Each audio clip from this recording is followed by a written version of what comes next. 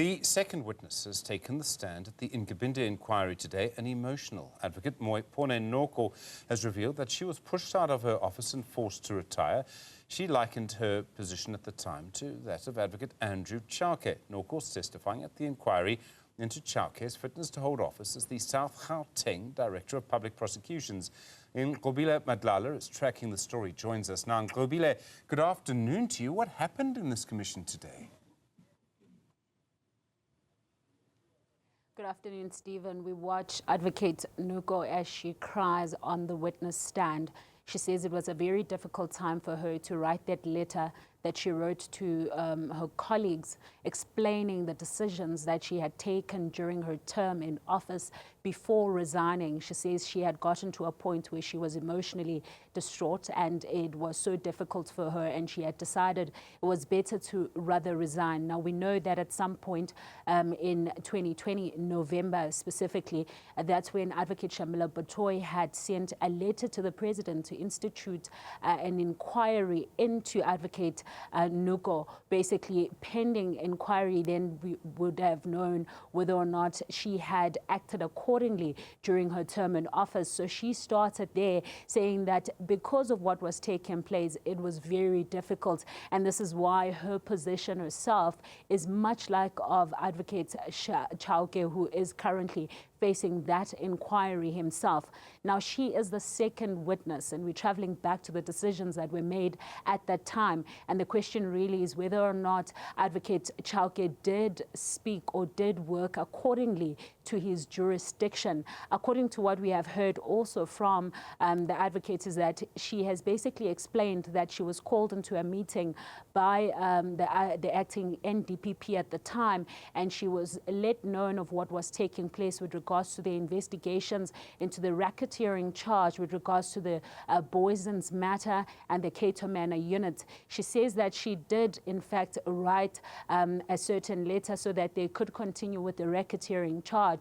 However, she says there were some investigations already and some indictment that were already on paper with regards to what Chauke and as well as the team that was working on this matter that they had worked on. And as a result, because she was a DPP in KZN, she then had to sign off, and they said that this fell within her jurisdiction. That's the first thing. The second thing that she has spoken about is that she feels that at the time, based on what she was told, is that Andrew Chauke, Advocate Andrew Chauke, was acting according to what the NDPP had given him the powers. So certain things, she sort of didn't get the paperwork that showed that he was given the power to continue, but understood that this was the work. And she says there is no part where she has heard that, in fact, the NDPP, the DPP is not allowed to work in a different jurisdiction. She says it's something that often happens in their office, that a deputy DPP can work in a separate jurisdiction. However, with what she has brought in now, we understand that even the current panel has been concerned about her safety as well, talking about the fact that she has to now be moved where she is living because of the fact that she is currently testifying in this inquiry. We are expecting that we are going to hear more, especially in the Cato Manor unit, as she explained that the police officers were not acting accordingly based on the work that they saw, and this is why they pushed for the racketeering charge. Nqobile, I mean, so much coming out around all of this. I mean, this inquiry has taken quite an interesting turn, particularly, of course, towards the end of last year.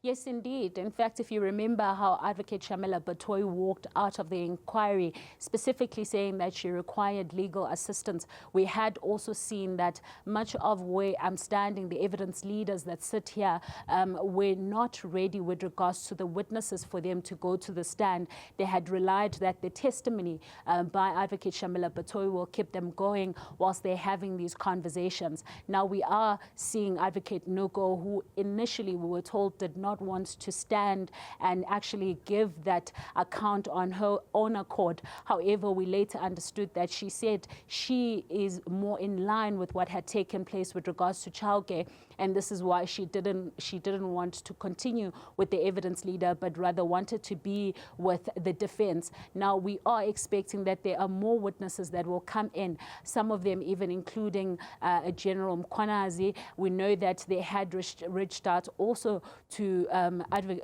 Major General Boysen as well as Danikas, who we understand is also key with regards to the fact that he had videos that were taken whilst they were on the scene, which will show the mannerism and the work that was done by the Cato Manor unit in terms of how they did their work with regards to whether it was in line with the police or whether they acted outside of that line. So it is definitely taking quite a lot of turns as we continue also to wait whether or not Advocate Shamila Batoyi will come back to the inquiry as a key witness. Thank you very much indeed, Nqobile Madlala, live for you at that particular inquiry.